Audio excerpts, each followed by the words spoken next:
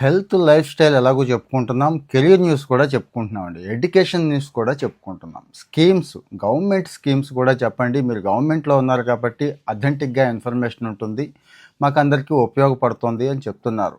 Important schemes వచ్చినప్పుడల్లా కూడా ఈసారి నుంచి చెప్తాను. లైవ్ కూడా పెడతానండి. మీకు చాలామందికి డౌట్స్ ఉంటాయి. అసలు ఈ స్కీమ్ మాకు వస్తుందా రాదా? అప్లై చేసుకోవచ్చా వద్దా అనే డౌట్‌తో పాటు దేనికి అప్లై చేసుకోవాలి? ఏదైతే మనకు ఫిట్ అవుతుంది? ఎవరిని కలవాలి? ఏమేం డాక్యుమెంట్స్ ఉన్నారు, ఈ సెలక్షన్ ప్రొసీజర్ ఏంటి, ఎలా అయితే ఫెయిల్ చేస్తారు అనేది కూడా చెప్తానండి. ఎందుకంటే గత 10-20 సంవత్సరాలుగా అనుభవం ఉంది కాబట్టి మీకు ఖచ్చితంగా ఉపయోగపడతాయి. విషయానికి వచ్చేస్తాను. ఏపీఓబిఎంఎంఎస్ అంటారు, ఆన్లైన్ బెనిఫిషరీ మేనేజ్మెంట్ సిస్టమ్ అంటున్నాం. ఒకప్పుడు లోన్స్ అనేవాళ్ళండి, కార్పొరేషన్ లోన్స్ అనేవాళ్ళు దీన్నే. అంటే రకరకాల కార్పొరేషన్స్ పెడతారు కదా అన్ని కులాలకి, బీసీలకి, ఎస్సీలకి, ఎస్టీలకి, ఇప్పుడు ఓసీలకు కూడా ఆర్థికంగా వెనకబడిన వాళ్ళకి, ఈడబ్ల్యూఎస్ అంటున్నాం కదా వాళ్ళకి కూడా మంచి అవకాశం అయితే వచ్చిందండి. ఒకప్పుడు 50,000 ₹1,00,000 గట్టిగా ఉండేది, మహా అయితే 2 లక్షలు అక్కడున్న స్కీమ్ని బట్టి. ఇప్పుడు అలా కాదు, 5 లక్షల దాకా ఉంది. ఆల్మోస్ట్ ఆల్ 50% సబ్సిడీ ఇచ్చేసారు, కొద్దిగా తేడా ఉంది అంతే.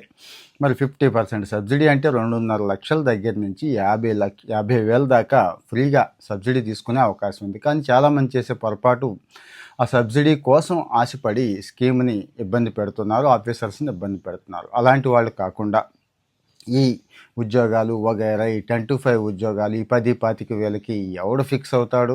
హాయిగా నేను ఉన్న ఊళ్ళోనే ఉంటూ అగ్రికల్చర్ దగ్గర నుంచి ఇక చాలా ఉన్నాయి కదా, వ్యవసాయ అనుబంధ రంగాలు, పౌల్ట్రీ దగ్గర నుంచి, పశుపోషణ దగ్గర నుంచి, చేపల దగ్గర నుంచి, అవి ఇవి అంటూ ఏమీ లేవండి. ఈ వృత్తే చేయాలి, ఈ కులం వాళ్ళు ఇదే చేయాలని కూడా ఏమీ లేదు, కులం వృత్తే ఫాలో అవ్వాలని కూడా ఏమీ లేదు.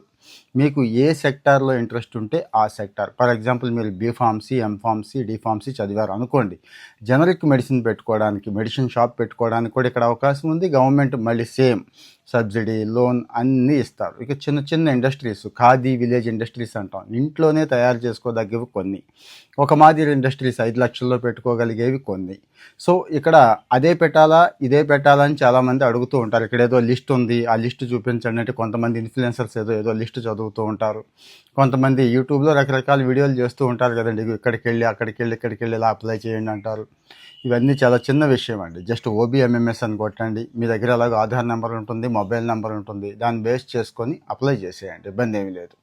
అప్లై చేశాక మీకు తెలుసు, లోకల్గా ఎంపీడీఓ లెవెల్లో, రూరల్లో ఎంపీడీఓ లెవెల్లోను, అర్బన్లో అయితే మున్సిపల్ కమిషనర్ లెవెల్లోను ఇంటర్వ్యూలు జరుగుతాయి. ఇంకా డౌట్ ఉంది మాకు, ఇంకా సందేహాలు ఉన్నాయి, వస్తాయో రావో అనేవాళ్ళు ప్రతి సందేహాన్ని పోస్ట్ చేయండి.